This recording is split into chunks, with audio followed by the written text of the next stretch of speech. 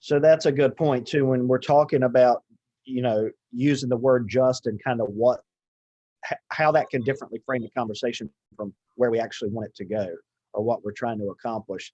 And a big thing is, if you want to do something about it, first you have to realize that you're doing it right. And then you got to determine what you want to accomplish otherwise. So let's just kind of spitball here. Why are some reasons we don't want to use it? Well, it takes urgency out. And I think my problem, I've gotten pretty good about not saying just to new people, but I still slip up and say it with people that I'm kind of in the weeds with, maybe if I'm like in due diligence with them.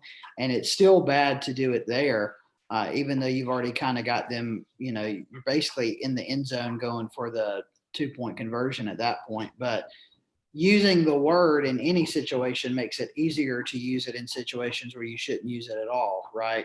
So I've really tried to cut that out. But especially for a new lead that has recently come in, when you say just, it makes it look like you're just apologetic. I feel like in those contexts, it's okay. I know that Amber's sitting across from me working from home today, and she knows I'm trying to not say this. So every time I say it, she senses failure. It makes you look like it's less urgent or less important. Like it's a casual situation, and what we're doing is not casual. There's a big difference in saying, well, I'm just calling to see, I saw you were looking on my website. There's a distinct difference between doing that and say, hey, I saw you've been looking at condos in downtown Raleigh for the last 5 days. You're opening my emails every day. I'm under the impression you're looking for something downtown. What's going on? Huge different, completely different emotional conversation, I think. I think it's apologetic, and it sounds like you lack the confidence to say like, oh, it sounds like I don't want to bother you, but in actuality, and Doug says it all the time, they're reaching out to you. Right. It's like you're asking for permission. Yeah.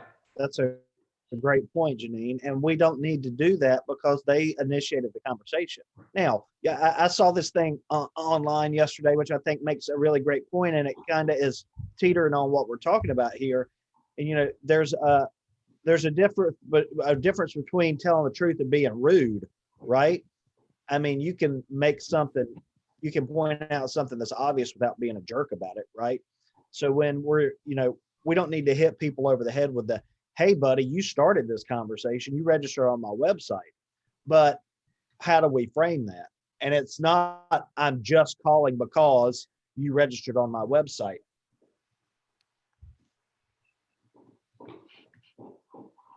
So one thing that I've been trying to do lately, I saw this, I might have saw it on TikTok, to be honest with you, but is to say the word you in the first sentence and preferably in the second sentence.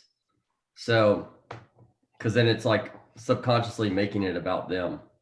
So, I'll try to, instead of come on and saying like, hey, this is Nate with the Oceana Realty, like I'll say, hey, good morning, whoever. I hope you are having a great day. And then I'll say, this is Nate with the Oceana Realty. So I try to put that in front. I don't know if it works, but it's one of those little sales tricks things that I saw. And I started doing it. It kind of made sense to me. I think that's a good idea. I try to do that similar. I call and say, hey, this is Brandon with Oceana Realty. Angela, I hope you're having a great morning. Looks like you've been checking out places in Durham. I'm an agent in Durham. What's got you looking in our area? I do everything I can to not say just, because to your point, Nate, I think you made the most prescient point, is that when you say just, it looks like you're not confident. Oh, I'm so sorry to bother you, right? That's not what we want to come across as, you're lucky that I called you. I'm exactly who you need to talk about, right? So using the language like just, I think, makes you look like you're either unconfident or don't have the experience that you need. And that's a good point too, Brandon, you brought up is, along with just, apologizing is something that you don't want to do either. Instead of say, oh, sorry it took me so long to call you back, say, thank you for being patient. Right. I've been in appointments all day. I'm glad we're finally able to connect now. Look like you're busy. You didn't say you were out showing homes. I've been in appointments. You know, if you're taking your kid to school or whatever, you're in an appointment. They don't need to know what an appointment is to you. We talk about that all the time. Well, and if you can't call somebody as soon as they register, have a canned text. Hey, this is Brandon with the Oceanair Realty. I noticed you just registered on my website, and I always reach out right away to folks who have shown that they are looking for homes. I'm with clients right now. When's the best time for me to call you back? Or I'm available at 5, 8, and 2 tomorrow. What works best? Always give people options to choose from. Don't leave it open-ended. This is all the same mindset, not using just, not apologizing, not asking for permission, not asking yes, no questions, not asking, giving them a clean or blank slate to choose from, being direct. Because what you're doing is you're steering the conversation the way that it needs to go to get the answer to the questions you need to be able to help them, or find out that you don't need to help them and you move on. But that's the difference between prospecting with intent and just getting through it. And if you prospect with intent 10 times versus just knocking out 100 phone calls because it's on your to-do, you're going to get more out of those 10 that you went with intent than you did the other ones if you're just trying to get them off your list. Mhm. Brandon, I like how you said that you're an agent in Durham when you introduce yourself. So that's a trick that I learned from a guy, Warren Hall at Rachel Kendall Team, a good friend of Doug and Krista and myself. When I was a new agent, I would sit there, and this really goes to the importance of, especially when you're new, trying to prospect around other people that are kind of veterans. He would see where these people would register, and every person he'd call, he'd say, "Hey, I'm Warren Hall with the Rachel Kendall Team. I'm an agent in Wake Forest. I see you're looking at homes in Wake." He doesn't live in Wake Forest, but he covers Wake Forest. He's not lying. I mean, there's absolutely nothing wrong with what he's saying. So I do the same thing. I've always done that since I heard that from him. And if they're looking in multiple areas, I'll say, like, I'm in the Triangle, or you guys may say I'm in the Coast, or I'm Yeah. in Center. You know what I I mean? say I'm a full-time agent in the area and would love to be your resource. Yeah. I mean, I think that's great. I mean, there are some people I've run into them where they think, I live in Durham, so I don't know Garner. Well, believe it or not, Garner's, I'm sorry, Clayton is what I meant to say. Clayton is the area I've sold the third most homes, which is crazy to me because it's like 50 minutes from my house. It's just randomly worked out that way. So I don't tell them where I'm from. You're looking in Clayton, I service Clayton. What can I do for you? Mm-hmm. I like that. Well, I like, Brandon, the way that you answer or you do your Zillow calls. And I think that's applicable to every call that we make. Because with your Zillow calls, you're like, "Hey, this is Brandon Yoppin. I'm a premier agent with Zillow. I saw that you're interested in XYZ. What can I do to help you?" Yeah. You can do the same thing, with a Boomtown lead. Yeah. Can I say I'm a premier Zillow, Boomtown or you can agent? just say, I'm with the Oceanair Realty. I saw you were looking at homes in Topsail Beach, and I serve that area. Agent in Topsail Beach, and I saw you looking at homes in that area. What can I do to help you? Tell me about what you're looking for. Get them talking. It's the snowball effect. People love to talk about themselves and their situation. You just have to be able to start and then get out of the way. One thing I've started Get on doing, cruise control. I think, Doug, you're at a little bit of a delay. One thing I've started doing is when I have that initial conversation with somebody, you guys may want to do this. If I have a new lead that comes in, qualify, or new or whatever, and I qualify a couple of days, I finally get them on the phone. If I have a really good conversation with them, or even if it sucks, unless they tell me to like jump off the lake, I send them an email immediately as soon as I get off the phone. I've got a canned email. I should put it in Boomtown, but I just haven't because I got it in a document on my desktop. And it basically thanks them for your phone call. As a reminder, keep your eye on your email. Also, I'm a Zillow Premier agent. Please check out my reviews, and it's got a link directly to my Zillow review page. And I've had people that have told me they've gone in there and checked some out to make sure that I know what I'm talking about. So especially if you're starting to add some reviews up on your profiles, that may be a good way to go about doing it. That's good. Can you add that to Boomtown just so we can look at it? I think that's- So really the reason I've thought about doing that, but the reason I haven't is because you'll need to go in there and change you'll need to change and insert your own link.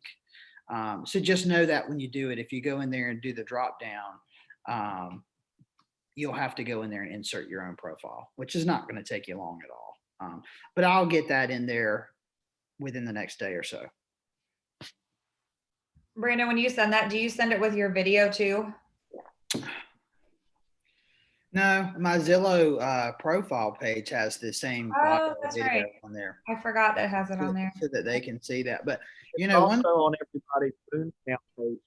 yeah, one thing I try to do is I don't know if we've talked about this, but I think we've brought this up before.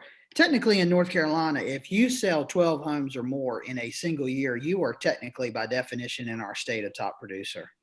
And I know people go really crazy saying that, like, I'm $1 million producer. Well, depending on where you are, that could be 2.5 houses. You know what I mean? So, but the average person looking online doesn't really know that, right? So I will say that to someone if we're on the phone, depending on, hey, you know, the average agent in North Carolina sells 6 to 8 houses a year. I've sold 32 this year.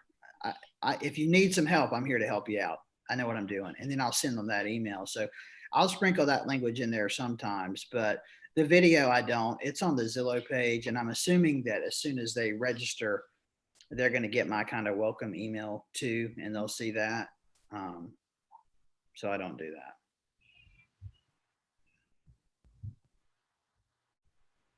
I like it. Well, I need to get some shit going if I'm being honest with you. I haven't had a lot of luck here the last 2 weeks. I haven't worked the last two weeks. I feel like I took it off. It felt good though. Now I'm refreshed. I wanted Yeah. to share something based on Brandon, on what you were just talking about, and people really not understanding about the amount of, you know, what being a quote unquote top and how much volume we do. You guys know Access Realty here at the beach? Yeah. You know where they're brand new, Right there on the right side huge, on like the Taj going to Mahal the bridge. looking Yeah. Yeah. Right. They're on the back cover of the new Topsail magazine. Look what this says. Your key to coastal living, over $12 million. That's it for their whole team. Jesus. How many agents do they have? Right? I don't know, That but that $12 cannot million. be right. That can't be real. There's So no way. So that was basically Stephanie's Q4. Yeah. I mean, it's on the back cover of the new Topsail magazine. I'm sure they got the number That's right so because I'm deceiving. sure it costs about $3,000. Yeah. I feel like they should have a 0 at the end of that. Yeah. I would hope so, looking at the size of this building. Yeah, right? So Wow. people That's- don't know, Yeah, they don't know. don't understand. And with everything else, you have to provide the value. We can't assume that people know anything. Yeah. Don't assume people know anything at all, every step of the way. Not only will it get you in trouble, but you're selling yourself short if you don't put the information out there. Help them understand what we do as a company and what you do as part of the company. You know, because if they're comparing us to Century 21 or Intracoastal or Keller Williams, they're Treasure. comparing us to that whole company, you know, that whole brand, not necessarily the branch that they're Right. working with. I mean, there's, 15 Keller Williams offices in Raleigh alone, probably. So just make sure that you're use whatever resources you can to tell people. So we did $58 million in sales this year. Is that what it was? 58 million? It should be around That's that. awesome. If everything closes, it's on track. We've lost a few since the meeting, and a couple have moved over. So I think we're going to close like 230 instead of 233, which was the number. But volume is 58. Yeah, it was close to it was going to be like 59.3 or something like that. So, Are you if gonna that's get- impressive somebody, Are you going to get an ad in the next year's Riverview Cafe menu book that says $58 million? I'm gonna buy more leads. Smart. Yeah. Nobody cares how much business you do. No, absolutely nobody cares. Do I mean, people I even pay agree, I attention? agree with that. That's pretty cool. But it's What'd just you say, another way Janine? to point out. I said, do they even pay attention to that? Like, Most people don't, but I Yeah. think if you're framing the conversation and the first time you've talked to them, I want you to understand who our team is and what we do. Part of the value is we can help in 2 areas. How many people have we helped go back and forth or with 2 things? I think that's so many companies and individuals, I feel like, nice thrive quality. so much off of the numbers and the volume and the stars. And I mean, you see the agents all over Facebook, 10 million just in myself this year or whatever it is. And I'm just like, wow, okay. I mean, Well, I that's, mean, it's good to recognize that, I guess. when But I sold 10 million, I was happy to say it. That's a hell of a number to do on your own. for sure. And there's nothing wrong with pumping that up. Yeah. At the same time, I'm more inclined to share the like 45 5-star reviews I have on Yeah. Zillow, and like our team has 134. I just checked, and we have a 5-star rating. That's more important to me because Yeah. that's what I'd rather look at. Yeah, bless you. Honestly, I think the overall number is more important than the dollar amount of transactions because, and Doug talked Yeah. about this a couple of weeks ago. If you get a Boomtown lead in right now, that's an $800,000 house. You're lucky to get 1 or 2 of those every year and a half, right? Most of your transactions are going to be significantly lower than that, and that's just the way it goes. We have no control of what. Janine, you saw that place at Rogers Bay. Yeah. What, you're going to just turn it down because it wasn't high enough? Right. No, No. you're going to take any transaction you can get. Yeah. And so I think that's a better barometer, personally. I honestly I don't. mean, I've talk had my about license like a lot. 6 years. I think volume isn't as important as the number of people that you're able to help. That really, and then that makes it more personal. I don't like to talk about the number. I don't think I'm going to do an ad that says we sold X amount. Now, will I maybe do a post? Yeah, maybe. Am I going to do a year-end post that says, 2020 was crazy in a lot of ways, but especially crazy in how fortunate we were to be able to help 230 families, Yeah. something like that. That's important to me to be able to say that. The volume, because you Right. can't control the volume. I like that better. I've had my license for 6 years. I think the most expensive house I've sold was $800,000, and it was a sphere lead. Mhm. You can't control who comes Yeah. at you. I mean, unless you run in those circles, and I don't. Or you're exclusively on the beach or whatever. Right. Well, and Janine, to your point in Raleigh, we've got agents up here with Berkshire Hathaway, and they tout Yep. themselves as luxury agents, and they, Yeah. they won't sniff anything that's listed for less than 850. And I mean, and I guess that's fine if that's what you want to do, but if you sell 6 houses a year at You're $850,000, doing okay. I mean, you're doing fine, but you may go a long time without having a paycheck. You Right. know what I mean? So, Right. I personally, when it comes to agents marketing their numbers or their volume or whatever, the number one thing that annoys the shit out of me that I just think is low class is when you market yourself as a luxury agent. I'm not in that space. I don't really care to be. Obviously, I'd like to have more of those deals, but I just think it comes off like you're hoity-toity. And quite frankly, anyone who gives me the opportunity to help them, I will, because I'm appreciative of that fact. And I also don't know who they know. Just to your situation, Janine, you sold that camper or whatever at Rogers Bay. Mhm. What's to say a year from now they may know someone looking for a beachfront house at top? You don't Right. know. So why would you end that relationship or turn it down? I just think it's really Oh short. no, for sure. Yeah, I mean, we'll probably help her sell her house in Sanford. Good. Well, you can text me her phone number when we get off of this thing.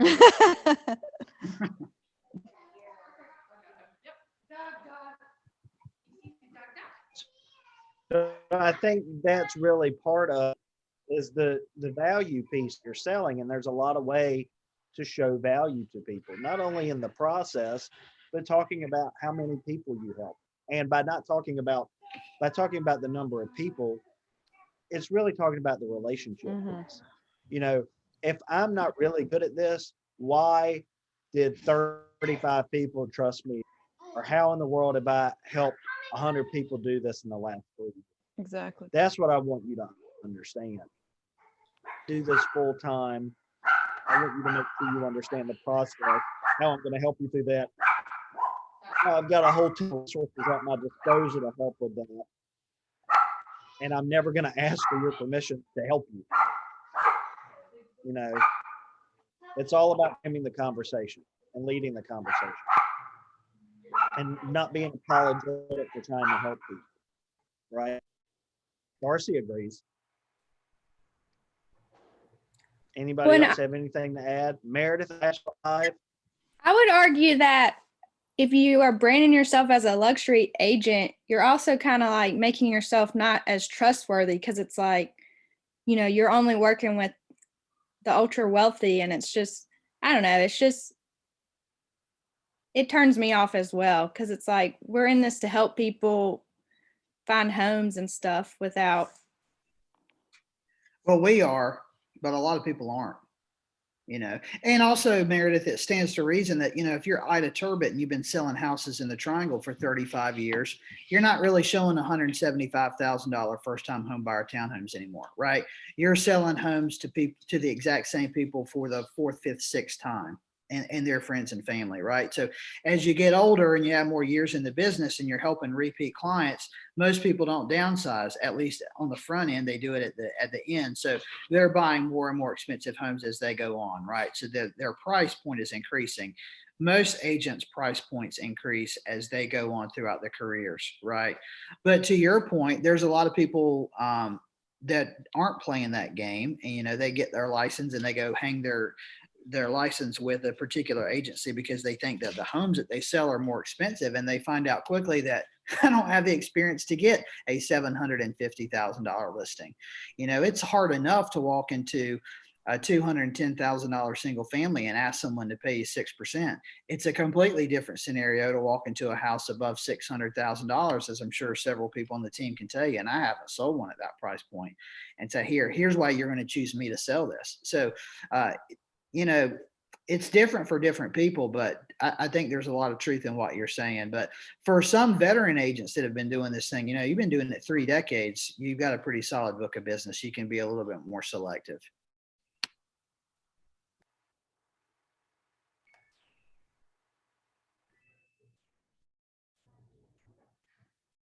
I agree with that. I think if people market themselves as luxury agents, I mean, everybody wants to do that business, but at the end of the day, if you're focused on helping people, I think all that stuff comes out in the wash. And that stuff it comes more from experience, being able to do that than just putting it on the sign. So my uncle sells But luxury to get homes. back, My uncle sells luxury homes in Atlanta, and because he always posts like multi-million-dollar properties, for me, I just assume he never sells like a $200,000 house, you know. Mhm. But when I talked to him about it, he's like, no, actually, like that, those are the houses that I like to sell the most because I get to make people's dreams come true, you know, like a luxury home is different than somebody's first home and stuff. So that's actually pretty cool. that's a good point. And it's also, you know, don't just assume because somebody's branding themselves that way that that's all that they do. Right. Actually, I love working with first-time home buyers more than anybody else because I think they're more appreciative, and they don't think that they know more than they really know. And also, you know, if you give them a good experience, you know, the odds are they're going to come back to you in 3 to 5 years. You know, first-time home buyer, the data shows that they're rarely in their house up to 5 years, that first place. So more than likely, they're going to call you to sell it and buy another one and refer you to other people. So especially if you're newer to the business, like, you know, a lot of us are in the grand scheme of things, that's a perfect niche to get after. I know. I remember my very first sale as a new agent was a first-time home buyer, and I'm like, well, I don't know shit, but I know more than they know. Yeah, and now you know a whole Right. lot. Yeah, Right? How much do you know now? A whole lot. exactly. You know, you're doing a construction to perm loan on a vacant lot. How many Jesus people Christ. in real estate, period, know how to do that? I haven't done one. It's not my favorite. I've never done it. It's not my favorite. It's my second construction Yeah. of perm, my first VA construction of perm. So if y'all need some help, let me know. Well, it's Well, funny now you're the that team like expert on those. Congratulations. in the past, I've looked to like build because I am picky. And a couple of agents that I talked to were basically like, that's not possible. Like, you can't do that. It was, yeah. And it was a very predominant agent in our area that told me no. So, Well, Just the out only of people, curiosity, Janine, who are Yeah. you doing the VA C-perm through? so very good question. It took a lot of pulling teeth, and I had reached out to a couple realtor friends in the area that had done one before. I connected them with an agent at Intracoastal, but that one didn't work out. They didn't jive very well. The guy that we're under contract with, his name's Russell Smith with Monarch Mortgage out of Wilmington. He's phenomenal. Very, very good. Patty Davis with Intracoastal Mortgage that I'm under contract with now. She's new to, and she left Guaranteed Rate, and she's at Intracoastal now in Surf City, and she's going to be doing the VA construction of perms as well. Do any She's of our not- lenders? No, every single one of them, not a single one of them do them. I asked all of our lenders, not a single one, and obviously the banks don't. And Russell was the most informative. I mean, he walked me through the entire process. Hmm. It's very complicated.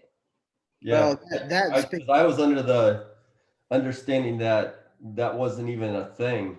It's that a you could thing. Buy the land and you could So the C yeah. perm, but then if you went to refinance with the VA, they would only do the C perm and not the land.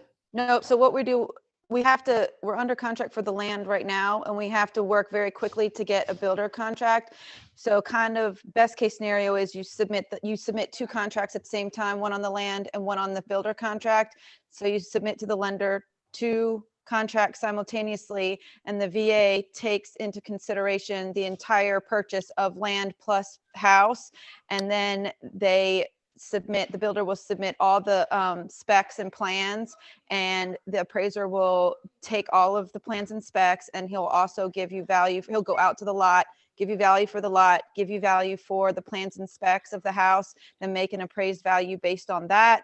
And then your appraisal comes back, and then you do a closing. Ours is going to be 60 days from the time of the builder contract. So you close on that. The very first, when you close on the construction loan, that first draw pays off the land in full to the seller. So in the seller's eyes of the land, it's a regular, normal closing. They make their proceeds, you get your commission, and off you go. And then it turns over to the buyer as a regular construction loan. And then of course the builder takes the draws. And when you're about 80 to 90 days out of, let me get that grasshopper. When you're about 80 to 90 days out from the house being finished, then the lender will reach out again and then kind of figure out how close they are, be in contact. At that point, after you close on the land, it's pretty much a transaction between the mortgage company and the buyer. So the agent's pretty much out of it. As far as when you get paid your commission from the builder, like in this case, the construction of perm that I just closed, I'm getting paid when the house is finished because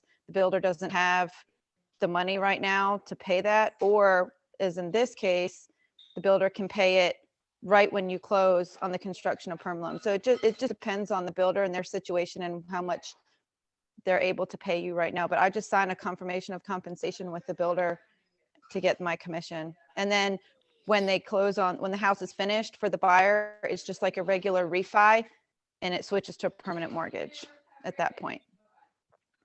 So yeah, of course they're paying interest only until the house is done. Well, to Ashley's point, how many agents have we all worked with on the other side of the table that would have given up at the first opportunity to say, you know what, I'm probably not going to be able to help you out, or this is impossible. And Janine's been working with these people forever, it sounds like. So Since August. that's incredible. And I think too, Brandon, that part of the reason for that is just personal compensation. They don't want to just sell a lot. And I they're don't gonna, want to get, I don't want to get paid in 6 months or whatever it is. oh Or yeah, not only that, they might not get paid. They only might just get paid for a lot and not. I mean, I'm going to be making $2,500 off this lot, but I don't care. Like, whatever. It's their dream home. That's what we're here to do. So. Great job. Yeah. But I mean, also, it's not my favorite again, loan product. Certainly not. But I think it would behoove us, Doug, to have one of these lenders come in and walk us through that process, because it really is a phenomenal product for these veterans. It is 100% financing. You know, it's a great product for the veterans. Yeah, it's pretty incredible. And I think that I definitely would I'm going to meet with Patty hopefully next week. We were going to meet yesterday, but Oh, perfect. I'm trying to make sure I don't have COVID first. So, and speaking of that, because we're going to get tested. So I got tested. I'm you negative. guys have a great day. Oh, thank goodness. Right. You know, right? I'll post this for everybody else and let them know in the group. And for you, those of you on Tuesday, I'll be catching up with you because I got to run out the door right now. Thanks, everybody. Keep thinking about why we don't want to use just and practice. Hey, it. Allie. Have a great day. Bye. Tiffany, I'm gonna put this email in Boomtown right now. She Okay, can't see I'll you. text Mel off. Okay. Allie, say bye. Hey, bye, Yeah. Allie.